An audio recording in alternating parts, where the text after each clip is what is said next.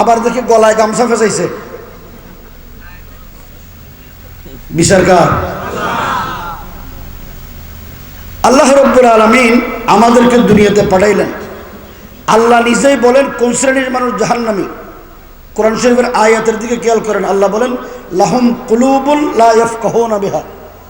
ওই সমস্ত মানুষ জাহান্নামী যাদেরকে আল্লাহ পাক আকল দিয়েছেন, জ্ঞান দিয়েছেন, বুদ্ধি দিয়েছেন, বিবেক দিয়েছেন। তারা কোনো জ্ঞানহীন, বিবেকহীন, বুদ্ধিহীন মানুষকে আল্লাহ জাহান্নামে দিবেন না। কাদেরকে দিবেন? যাদেরকে আল্লাহ পাক আকল, জ্ঞান, বুদ্ধি দিয়েছেন। আপনাদের জ্ঞান আছে না নাই? আমাদের নিজেদের তৈরি না আল্লাহ দিয়েছেন? আচ্ছা আপনারা বলেন তো, এখানে চেয়ারম্যান সাহেব একজন আছে, উনি তো চেয়ারম্যান সাহেব। আপনাদের সালাউদ্দিন সাহেব এমপি ছিল, মন্ত্রী ছিল। তো ওনারা যেহেতু দিনদার মানুষ, ওনাদের কথা আমি বলবো না। বাংলাদেশে